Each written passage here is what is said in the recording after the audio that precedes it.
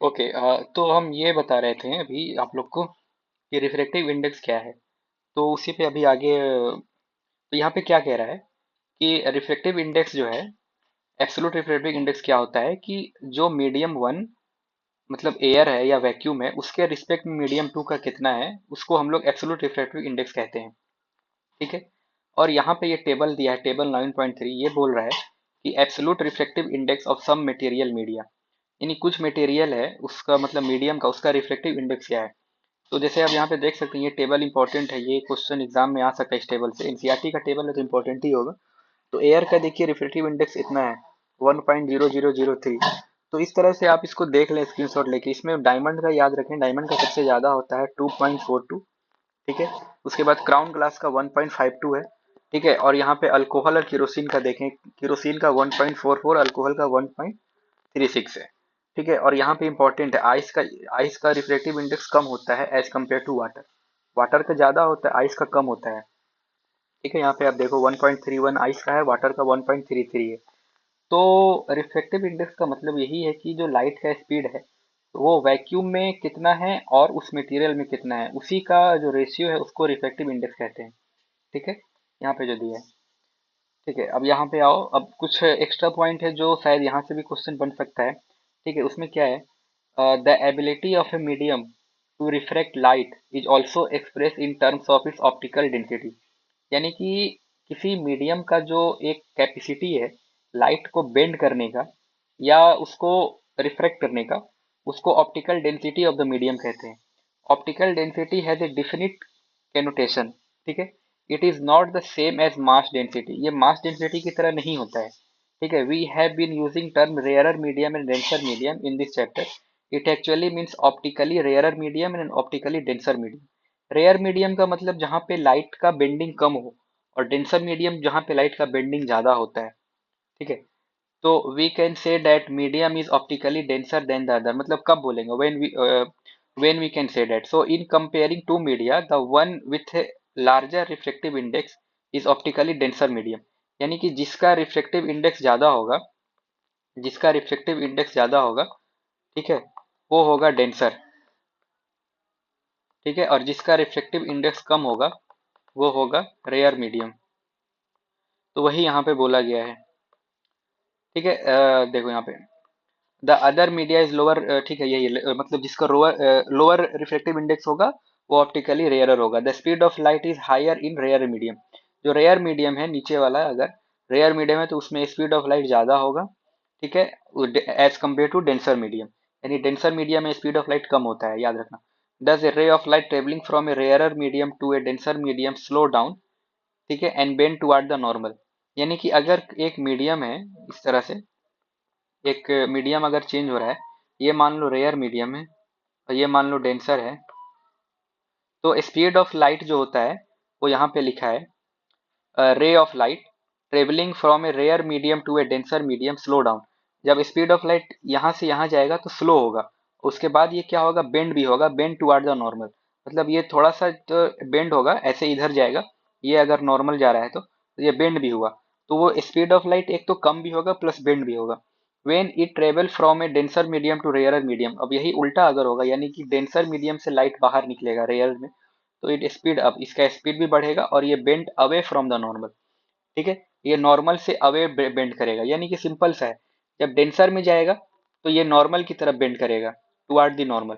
अगर ये नॉर्मल है तो नॉर्मल की तरफ बेंड करेगा। ठीक है। और रेयर मीडियम में जाएगा तो ये नॉर्मल से अवे बेंड करेगा, नॉर्मल से लाइट अवे बेंड करेगा। तो यही कंसेप्ट है इसमें। ठीक है। अब स्फेरिकल में स्फेरिकल लेंस का रिफ्लेक्शन क्या है। ठीक है। इसमें क्या दिया है, देखो देखो, the transparent material bound by two surface of which one or both surface are spherical form the lens. ठीक है। मतलब एक या दोनों सरफेस अगर स्फेयर का पार्ट है उसको स्फेरिकल मिरर कहते हैं। ठीक है। अब यहाँ पे दो तरह का लेंस होता है, एक होता है कन्वेक्स, एक होता है कन्वेक्स। ठीक है। Concave and convex.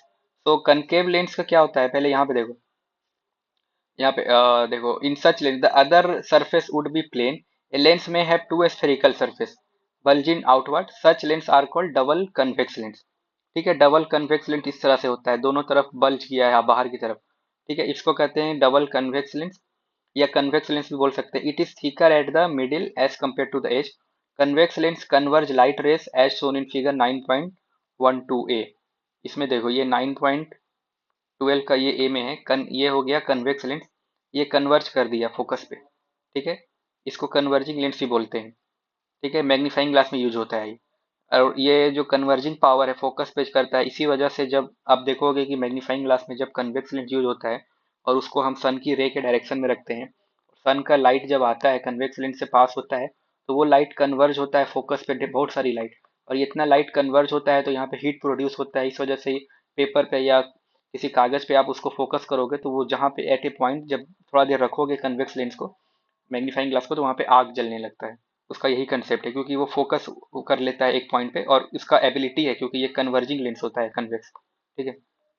यही यहाँ पे बोला गया है। और यहाँ पे कनकेव लेंस को जो है ये बोलते हैं। मतलब यहाँ पे बस एक चीज ध्यान रखना, कन्वेक्स जो लेंस होता है उसमें वो कन्वर्ज करता है, और जो मिरर में होता है उसमें वो कन्वर्जिंग करता है कनकेव, ठीक है। इसमें यहाँ पे होता है, मतलब मिरर का मैंने आपको बताया था, उसमें भी एक होता है, मतलब वहाँ वहाँ भी जो है लाइट रे ना कन्वर्ज करता है, एक जगह जाके मीट करता है कनकेव मिरर में। लेकिन यहाँ पे कन्वेक्स मिरर, कन्वेक्स लेंस में कन्वर्ज करता है, तो बस ये पॉइंट को याद रखना। यहाँ से क्वेश्चन बन सकता है, ठीक है।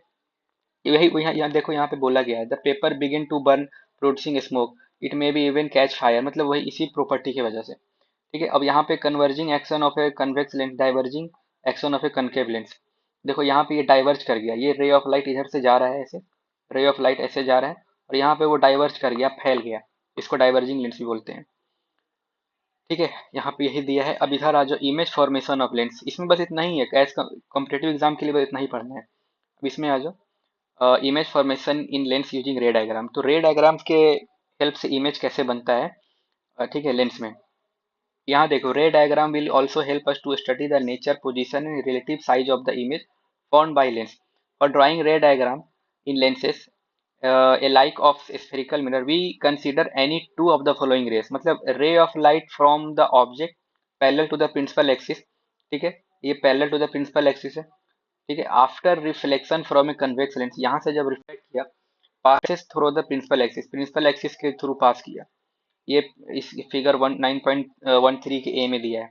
और यही आप देखो इसमें बी में, तो कनकेव लेंस में ray appear to diverge from the principal axis, ये प्रिंसिपल एक्सिस से आ रहा है, ये डाइवर्ज कर गया, इधर चला गया, ठीक है, वही बोला गया है। फिर इधर भी देख लो, यहाँ पे एक रे आ रहा है कन्वेक्स में, नीचे से आ रहा है, प्रिंसिपल एक्सिस से पास किया, और ये अलोंग द प्रिंसिपल एक्सिस जो है पास डाउन हो गया।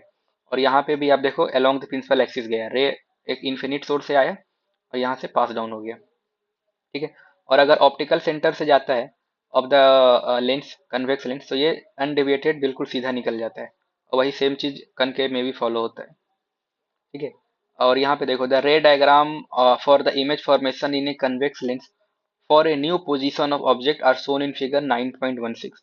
ये जो रे डायग्राम है, यही एग्जाम में यहीं से क्वेश्चन आता है, ये कन्वेक्स का है। देखो, इमेज फॉर्मेशन बाय लेंस, सबसे पहले एट इन्फिनिटी, देखो पहले पोजीशन ऑफ ऑब्जेक्ट अगर इन्फिनिटी पे है, यहाँ देखो ए में, यहाँ पे कहीं पे ऑब्जेक्ट का पोजीशन है, यहाँ पे मान लो इन्फिनिटी बहुत दूर से, ठीक है।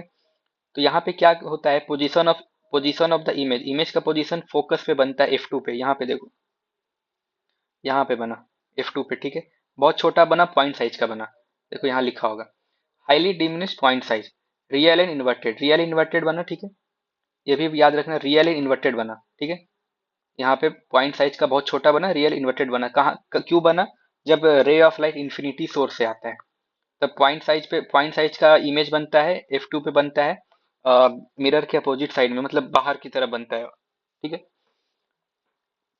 सेकंड पे आ जाओ, ये देखो, अब यहाँ पे हम रखेंगे बियॉन्ड F2, बियॉन्ड F1 रखेंगे, पोजीशन ऑफ द ऑब्जेक्ट। तो इमेज का पोजीशन F2 एंड 2F2 के बीच में होगा। इमेज का पोजीशन देखो, यहाँ पे 2F2 एंड F2 के बीच में यहाँ होगा, रियल इन्वर्टेड है ये भी, ठीक है। डिमिनिश है, छोटा है, रियल इन्वर्टेड है। फिर F1 पे होगा, 2F1 पे अब अगर होगा तो वो F2 पे बनेगा। देखो यहाँ पे 2F1 है, तो 2F2 पे बना, रियल इन्वर्टेड हुआ ये भी, ठीक है। ये सेम साइज का होगा, यहाँ पे याद रखना, अगर 2F2 पे होगा फोकस पे तो सेम साइज का होगा। बिटवीन F1 एंड 2F2, यहाँ पे देखो between F1, 2F1 and F1 के बीच में अगर होगा तो वो बियॉन्ड F2 बनेगा, और रियल इन्वर्टेड होगा और लार्ज होगा। यहाँ पे देखो इन लार्ज इमेज होगा, रियल इन्वर्टेड होगा। फोकस पे बनेगा तो इन्फिनिटी पे इमेज, फोकस से अगर लाइट आएगा एट फोकस F1 तो इन्फिनिटी पे इमेज बनेगा। देखो यहाँ पे फोकस पे है, तो ये इन्फिनिटी पे चला गया, ठीक है। यहाँ पे देखो infinity, image would not be found, मतलब बहुत दूर बनेगा उसको फिर मतलब ऐसा कह नहीं सकते बनेगा, ठीक है। बहुत मतलब इन्फिनिटी पे है ना, तो आप उसको देख नहीं सकते, ऐसा समझ लो। Between F1 and optical centre O, देखो यहाँ पे F1 है, ये F1 है, ये ऑप्टिकल सेंटर है। अगर ऑब्जेक्ट को यहाँ रखेंगे तो ये वर्चुअल बनेगा, क्योंकि ये इन फ्रंट ऑफ, मतलब ऐसा समझो ये मिरर के, ऑब्जेक्ट भी इधर है, इमेज भी इधर है। तो यहाँ पे देखो एक केस में वर्चुअल इरेक्ट बना है, प्रिंसिपल एक्सिस के ऊपर है, ठीक है। प्रिंसिपल एक्सिस के ऊपर वर्चुअल इरेक्ट बनता है, बाकी सब में नीचे बना है, यहाँ भी नीचे है, यहाँ भी नीचे है, यहाँ भी नीचे है, यहाँ भी नीचे है। यहाँ पे पॉइंट साइज है बट इसको प्रिंसिपल एक्सिस के नीचे मान रहे हैं, तो ये सेम साइड बना, तो ये फिर आपको वर्चुअल इरेक्ट हो गया। तो सिर्फ एक केस में ही वर्चुअल इरेक्ट बनता है और इनलार्ज बनता है, वो कब है? Between focus and optical centre. ये जो फोकस है और ऑप्टिकल सेंटर के बीच में जब ऑब्जेक्ट रहेगा तो ये रियल सॉरी वर्चुअल इरेक्ट बनेगा, और मिरर के ही तरफ बनेगा, यानी जिधर ऑब्जेक्ट उधर ही बनेगा, ठीक है। अब यहाँ पे रे diagram representing the image formation in concave lens. Concave में दो ही केस है, पहला है एट इन्फिनिटी, जब ऑब्जेक्ट का पोजीशन इन्फिनिटी पे है, देखो रे ऑफ लाइट इधर से आ रहा है, ठीक है। तो ये एट फोकस पे बनेगा, यहाँ पे बनेगा image. Highly diminished point size, बहुत छोटा पॉइंट साइज का होगा, वर्चुअल इरेक्ट होगा, क्योंकि इधर से ऑब्जेक्ट का भी रे आ रहा है और इधर इमेज भी बन रहा है, तो वर्चुअल इरेक्ट होगा। यानी कनकेव लेंस में दोनों nature of image virtual erect होता है। सेकेंड वाला केस भी देख लो, जिसमें बिटवीन इन्फिनिटी, ठीक है, एंड ऑप्टिकल सेंटर, जब infinity sorry between infinity, object को अगर हम इन्फिनिटी पे और ऑप्टिकल सेंटर के बीच में रखेंगे, ठीक है, ऑप्टिकल सेंटर के बीच में रखेंगे, तो बिटवीन सॉरी इमेज नहीं, ऑब्जेक्ट को, तो इसका जो इमेज बनेगा वो कहाँ बनेगा? बिटवीन फोकस F1, ये फोकस F1 है, एंड ऑप्टिकल सेंटर को, ये ऑप्टिकल सेंटर, यहाँ पे इमेज बन रहा है। ये डिमिनिश होगा, काफी छोटा होगा, वर्चुअल इरेक्ट होगा, यानी दोनों केस में वर्चुअल इरेक्ट बनता है कनकेव के केस में। देखो कनकेव लेंस यहाँ लिखा है, will always give a virtual erect and diminish image irrespective of the position of the object. मतलब ऑब्जेक्ट का पोजीशन क्या है उससे मतलब नहीं है, ये ऑलवेज आपको वर्चुअल इरेक्ट और डिमिनिश इमेज देगा, छोटा देगा। Sign convention of the spherical mirror वही है, जैसे लेंस फार्मूला में इसको साइन कन्वेंशन का यूज करते हैं। लेंस फार्मूला ये है, ठीक है, 1/v, v मतलब इमेज, 1/1/u, u हो गया ऑब्जेक्ट, एंड f हो गया फोकल लेंथ, ठीक है।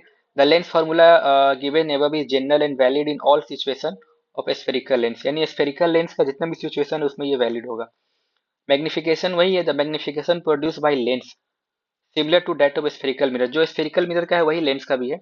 डिफाइन कैसे है? Ratio of the height of image, ये h dash height of image and height of object h. Magnification is represented by a letter m, ठीक है, and if h is the height of object h, ठीक है, h is the height of object, ठीक है, ये जो h है, sorry, ये जो h है नीचे वाला, ये अगर हाइट ऑफ ऑब्जेक्ट है तो h dash is the height of image, h dash is the height of image given by lens, then the magnification produce by lens is given by, magnification ये होता है लेंस का, याद रखना, ठीक है। और इसको मतलब इमेज और ऑब्जेक्ट के रिस्पेक्ट में भी देख सकते हैं। Magnification produce by a lens is also related to the object distance u and the image distance v, this relation is given by, मतलब ऐसे भी इसको देख सकते हैं। अब यहाँ से भी क्वेश्चन आता है power of the lens, question exam में आ चुके हैं। इसका पावर, इसका जो पावर का यूनिट होता है डायोप्टर होता है।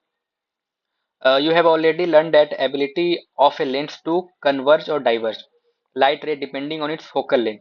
For example, convex lens of short focal length bend light ray through the large angle. मतलब छोटे फोकल लेंथ का कन्वेक्स लेंस है तो वो लाइट को बेंड करेगा लार्ज एंगल पे, ठीक है, एंगल उसका बड़ा होगा। By focusing them closer to optical centre, उसको फोकस कर देगा ऑप्टिकल सेंटर के नजदीक में। सिमिलरली इसी तरह concave lens of very short focal length cause higher divergence, और वही जो छोटा फोकल लेंथ होगा कनकेव लेंस का, वो लाइट को बड़े मतलब हाई डाइवर्ज पे, वो एंगल पे वो डाइवर्ज करेगा, ठीक है।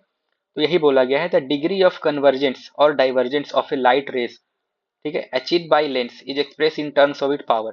यानी कि लेंस का जो एक एबिलिटी है लाइट को कन्वर्ज करना और डाइवर्ज करना, उसी एबिलिटी को हम उसके पावर में रिप्रेजेंट करते हैं, और उसी को फिर हम बोलते हैं पावर ऑफ द लेंस, ठीक है। The power of a lens is defined as a reciprocal of its focal length, reciprocal है, ऊपर 1 है नीचे f है, ये रेसिप्रोकल हो गया। It is represented by letter F, sorry letter P, P से पावर को रिप्रेजेंट करते हैं, power of the lens. The power of a lens of focal length is given by, ये फॉर्मूला है पावर ऑफ द लेंस का। इसका SI unit होता है डायोप्टर। याद रखना, क्वेश्चन आता है यहाँ के एग्जाम में, dioptre is the SI unit of power of the lens, या मतलब what is the SI unit of power of the lens, ऐसे करके पूछता है तो बहुत इजी होता है ये भी। डायोप्टर एक ही है, याद रखना। It is denoted by letter D. ठीक है, डी से डिनोट करते हैं डायोप्टर को।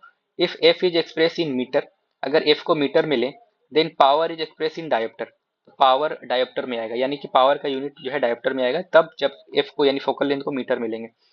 ठीक है, तो यही बोला गया है यहाँ पे, one dioptre one metre inverse. तो आप देखो यहाँ पे, देखो optician prescribe corrective lens indicating their power, यानी पावर को इंडिकेट करके करेक्टिव लेंस उसका मतलब ऑप्टिशियन यानी जो आई डॉक्टर होते हैं, आई स्पेशलिस्ट, वो रिकमेंड करते हैं। जैसे दिया है, let us say the lens prescribe has a power equal to 2 dioptre, this mean the lens prescribe is convex, क्योंकि यहाँ पे पॉजिटिव में आ गया। The focal length of the lens is, इसका जो यहाँ पे आप फॉर्मूला पे लगाओगे 1 अपॉन इसका जो मतलब यहाँ पे पावर लिख दो तो फोकल लेंथ इसका जो आएगा 0.50 आएगा। ठीक है, इसी तरह जो -2 है ये कनकेव के लिए हो गया है, फोकल लेंथ ऑफ इतना आएगा इसका फोकल लेंथ, ये पावर को यहाँ पे कर दो 2.5, तो कैलकुलेट करोगे तो इसका जो फोकल लेंथ आएगा 0.-0.40 आएगा मीटर, तो ये कनकेव के लिए हो गया। ठीक है, तो इस चैप्टर में इतना ही था। यहाँ पे मोर टू नो में बस वही है कि आप पावर को ऐड कर सकते हैं। ठीक है, many optical instrument consist of number of lenses, बहुत सारे लेंस होते हैं। They are combined to increase magnification and sharpness of the image, यानी कि आप लेंस को कंबाइन कर सकते हैं उसका शार्पनेस और मैग्निफिकेशन को बढ़ाने के लिए। The net power of lens is placed in contact is given by algebraic sum of individual power, यानी कि आप नेट उसका जो पावर है उसको आप जोड़ सकते हैं। ठीक है, उसको अलजेब्रिक सम कर सकते हैं as a P1 plus P2 plus P3. The use of power instead of focal length for lenses is quite convenient for optician during eye testing. Power को यूज करना मतलब फोकल लेंथ के मतलब instead of focal length, it is quite convenient for the optician. ठीक है, optician put several different combination of corrective lenses to know power in contact inside testing spectacle frame. The optician calculate power of a lens required by simple algebraic addition, यानी algebraic addition से वो simple power को calculate करते हैं। ठीक है, for example a combination of two lenses of power plus 2.0 dioptre and plus 2.5 equivalent to a single lens of power, उसका add करने पे इक्विवेलेंट आएगा 2.25 dioptre. The simple additive property of power of lens can be used to design lens system to minimise certain defect in image produce by single lenses. मतलब ये जो ability है lens को combine करने का, जोड़ देने का, तो ये एक मतलब मतलब ये एक आपको चांस देता है कि आप इसको सर्टेन डिफेक्ट इन इमेज जो प्रोड्यूस होता है सिंगल लेंस से, उसको सही करने का।